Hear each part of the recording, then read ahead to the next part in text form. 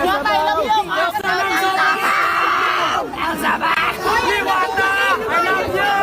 Welcome back mga kabayan kay Daddy D Channel. At ngayong araw nga dito sa ating video na ito ay ipapakita natin yung kaganapan doon sa Gensan sa pagpunta ni Diwata Paris Overload, kung saan talaga namang mainit siya na tinanggap mga kababayan ko. Grabe no, kahit saan talaga, kahit sa ibang bansa, sa ating mga kababayan doon, dito sa ating bansang Pilipinas, Luzon, Visayas at Mindanao, talagang kilalang kilala at sikat na talaga si Diwata, no? Ultimo sa mga kilalang vlogger, artista. So hindi talaga pigilan mga kababayan ko ang pagsikat ng nag-iisang Diwata. So ating panoorin ang video na ito na galing kay Kao ni Topper. Shoutout sa iyo, idol. Hiramin ko muna yung video mo para makita din ng ating mga kababayan na naka-follow sa akin ang kaganapan doon sa sa pagpunta ni Diwata sa May Gensan. At ito talagang doon, no, parang pinatikim niya ng kanyang Paris Overload. So panoorin natin mga kabayan, no. Idol Topper, atin mo nang hiramin to. Ang daming tao. Sa Golden State College pala ito mga kabayan.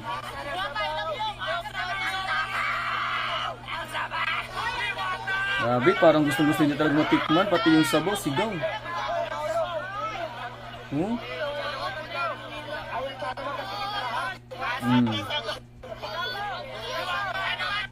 May napapa-I love you pa kay Diwata mga kabayan. Grabe, dinumog talaga si Diwata, oh.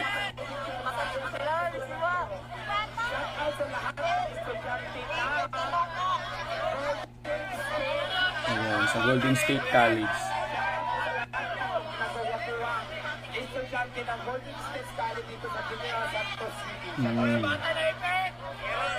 Wala, may naipit na daw na bata. Siksikan na kasi mga kabayan, oh.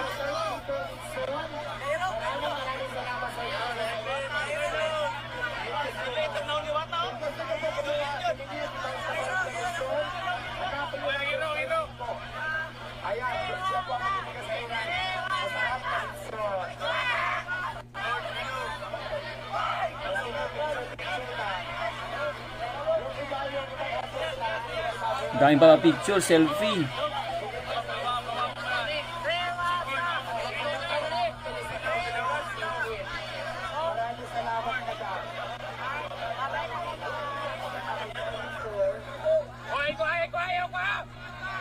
Grabe no. Ayan, ito yung kanyang ayan no, yung Paris Overload niya. Pinawis na si Diwata, oh. Grabe, talagang no. Sobrang kilala talaga si Diwata, sobrang sikat na mga kababayan. Interviewin siya.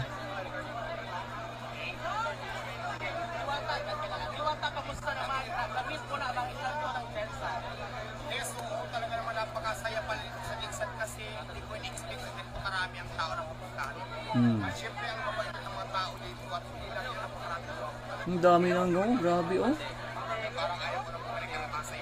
Nako, parang ayaw niyang bumalik.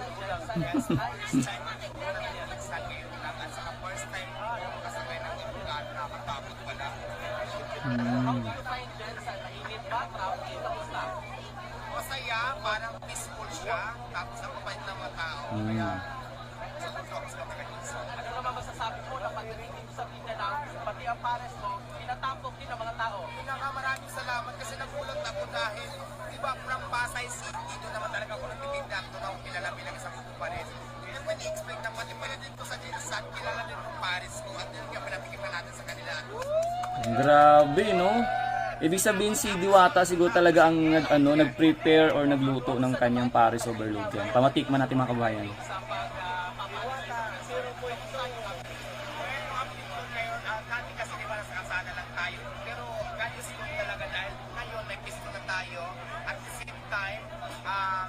Kukuha na din tayo ng permit, nilalakan na natin, so nagkaroon tayo ng permit sa yata na natin sa legal ngayon. At saka syempre pa, i-improve na natin yung parisa natin. So dati nasa kasada lang tayo, matakbo-takbo, ngayon may kitchen na tayo, mas maayos na yung setup, naging systematic na lahat.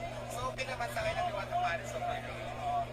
Aside from being a vendor ng Paris, dumadami basher na yan, wala naman yan ang sa buhay natin. Kasi unang-una, hindi natin sila kilala. Pangalawa, hindi naman makakatulong sa atin. Pangatlo, hindi man tayo magpapapit ko sa kanila. Kasi basher is basher. Mas ang importante dito, wala tayong ginagawang masama na malaman tayo ng patas sa pamaraan. Kasi at the end of the day, ikaw pwede naman mag-aangat ng sarili mo din sila. Wala naman yung ito sa buhay ko. Grabe palakpakan tungkol sa ano na pag na-interview yung sa buzzer. Ayun, maraming salamat sa mga taong na-inspire ko. Maraming salamat sa mga taong nagsuporta sa akin. Alaman lang, kasi sabi ko nga, ang business kasi, kung katalo ka man ngayon, bumangon ka, ganyan at panalo. Kung nadapa ka, bumangon ka, ganyan at panalo. Huwag ka sumukusa mo ng buhay kasi hindi mo makakamit yung tagumpay pag sumuko ka. So laban lang, kasi niwala ko na habang may buhay ng mag-asa. Yon, mga kabayan ko, no, narinig natin at nakita natin yung naging kaganapan doon sa may Gensan, dito nga sa may Golden States College, kung saan dito sa video ni Kaon Nitoper. Ayan, idol, hiniram ko muna yung video mo para mapakita din natin dito. So salamat. At syempre mga kabayan ko, dito na interview din si Diwata tungkol sa hindi lang sa ano, no, sa naging kanyang experience sa pagdating doon sa may Gensan. Natanong siya kung ano yung masabi niya. So napaka-peaceful daw, napaka-friendly ng mga ating kababayan doon sa Gensan, sa may Mindanao. At syempre, natanong din sa kanya, napag-usapan din doon yung tungkol sa mga pumupuna or mga buzzer. So isa lang yung sinabi ni Diwata, same lang din sa atin dito mga na-interview sa atin sa kanya dito, or pag tayo ini-interview natin siya, ganun lang din yung sinabi niya doon sa nag-interview sa kanya. Pero dito mga kabayan ko, nung nakita ko talaga kung gaano na talaga kakilala at siyempre itong si Diwata, kung gaano tinatangkilik ng mga tao ng ating mga kababayan yung kanyang tindang Paris Overload. So tingnan nyo kanina, di ba, may sumisigaw na sabaw. Tapos basta iba, no, iba talaga yung, hindi ko alam kung si Diwata talaga may ano to may kumbaga yung fairy godmother niya, no, lagi lang nasa gilid niya, isang kumpas lang ng magic wand, no. Pero alam naman natin mga kabayan, walang ibang may gawa ang lahat ng ito kundi ang ating kaitaas-taasan, yung ating Panginoon lamang. So syempre tayo po ay natutuwa, and sa muli, congratulations sa iyo Diwata. Sana wag kang magbago kung ano man yung naabot mo ngayon sa buhay, at higit sa lahat, syempre palagi mong pangalagaan din ang iyong sarili, no, dahil sa dami mo ng parang marami nang magiging nagdumating na endorsement or mga blessings, mga biyaya, medyo kumbaga na busy ka na. So wag mo rin kalimutan na pabayan yung sarili, at syempre lagi pa rin manalangin sa kaitaas-taasan. So ayun mga kabayan ko, no, grabe ang pag-init ng tanggap kay Diwata doon nga sa may Gensan. At sa muli, congratulations Diwata. Ako si Daddy D Channel. Hanggat andyan ka sa may Pasay, yung iyong pwesto, sabi nga ng iba, mag-asawa din daw kaming mga nagbablog dyan. Siguro para sa akin, hindi po mangyayari yun, no? Hindi mangyayari yun. At tungkol naman sa salitang gatas-gatas, pasensya na, pero talagang mahilig ako sa kape. Pero hindi po talaga namin si Diwata ginagatasan. So sabi nga ni Darna G, no, nabanggit ni Darna G na parang ano lang yan give and take lang yan. So alam niyo ang ibig kong sabihin doon mga kababayan ko, no, as a content creator or vlogger. So siyempre ako napapasalamat muli sa aking mga kababayan, no, lalong-lalo na sa ating mga kababayang bayaning OFW, Filipino immigrants all over the world, no, sa mga kayong sulok ng mundo. Basta lagi nyo lang pangalagaan ang inyong mga sarili, at huwag nyo pabayaan ang inyong mga sarili. Siyempre, good health always. At dito sa ating bansang Pilipinas, Luzon, Visayas at Mindanao, no, talagang mabuhay ang Pilipino, mabuhay ang Pilipinas. Huwag nyo pong kalimutan na mag-follow, mag-like, mag-heart, mag-share dito sa Daddy D Channel para mas dumami pa tayo mga kababayan, at talagang dumami pa ang susuporta kay Diwata. So yun po mga kababayan ko, maraming salamat muli, at ingat tayo palagi.